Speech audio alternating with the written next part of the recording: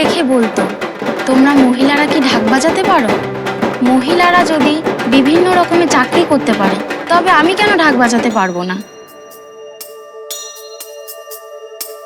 বাঙালিদের একটা রেওয়াজ আছে না, ঘরের বউরা শুধু ঘরেই বন্দি থাকবে। আমি সেটা কখনোই চাইনি।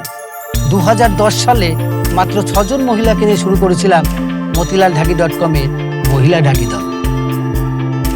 ঢাক বাজানোর পর থেকে আমি আমার পড়াশোনার টাকা নিজেই দিই, আবার সংসারেও সাহায্য করি।